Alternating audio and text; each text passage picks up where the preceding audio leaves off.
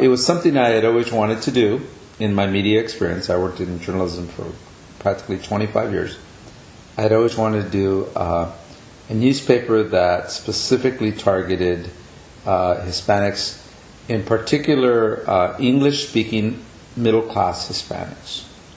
And I thought if I targeted that population, there'd be lots of readership. There certainly would be lots of interest. So I'd have a good market, and that would generate lots of income.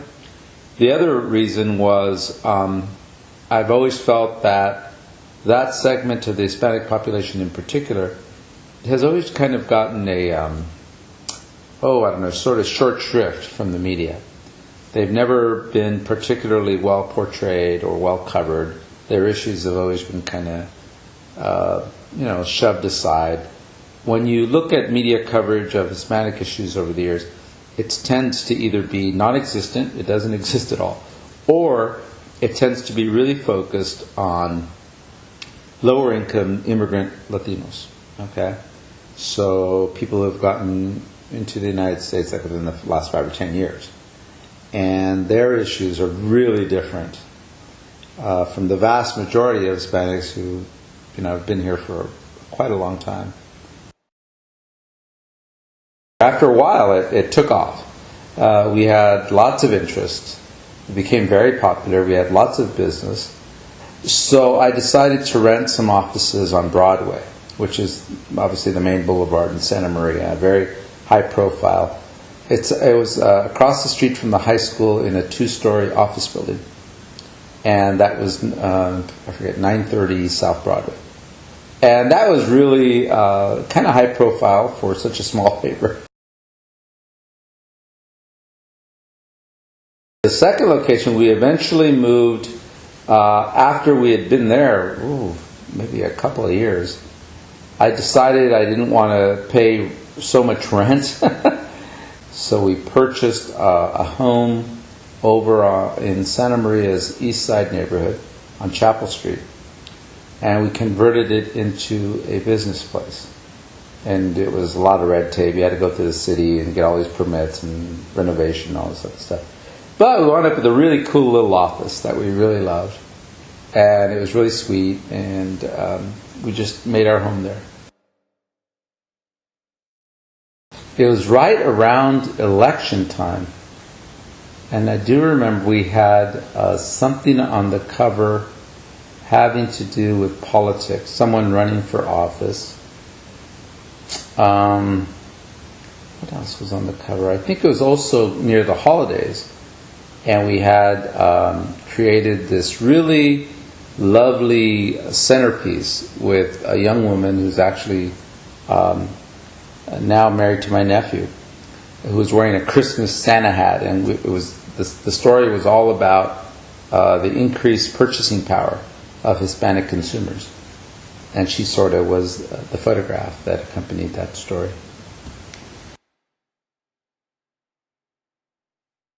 About the third year into Latino Today, I had a thought of doing a community event.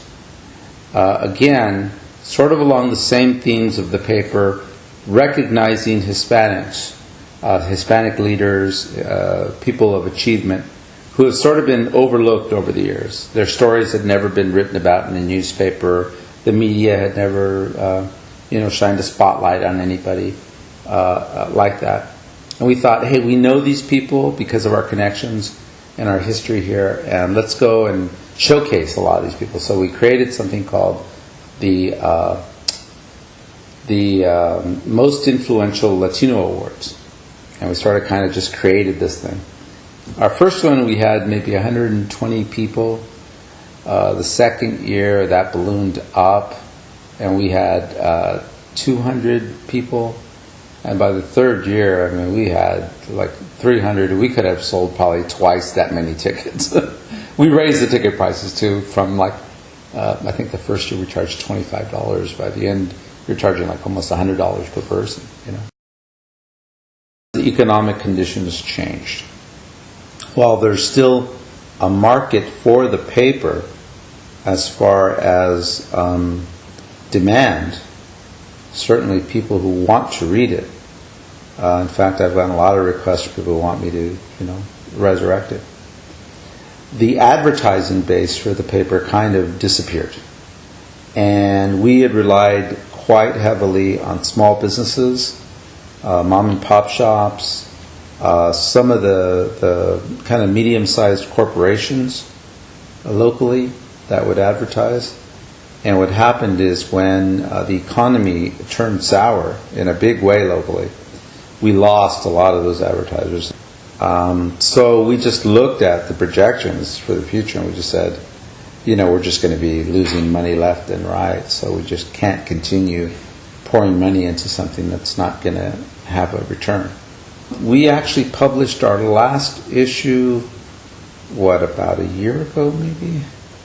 So a good 5-6 years of continuous publication.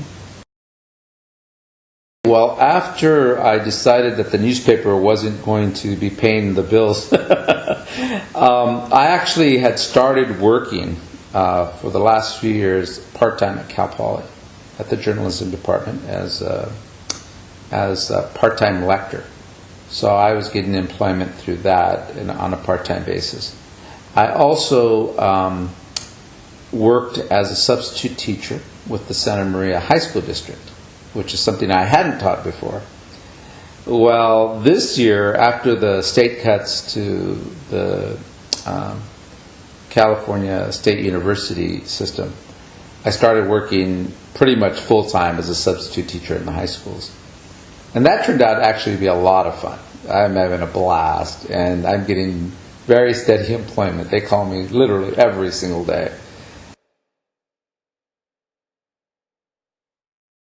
A lot of really good things came out of the newspaper. One was an increased sense of, self. The community finally saw itself reflected in the newspaper pages, which sort of forced other media to pay attention to this kind of neglected segment of the Hispanic population. The Santa Maria Times certainly would always look at Latino Today and would always look at our website and would always be looking for ways that they could sort of copy some of our coverage. I think they understood that we hit upon something really neat and positive.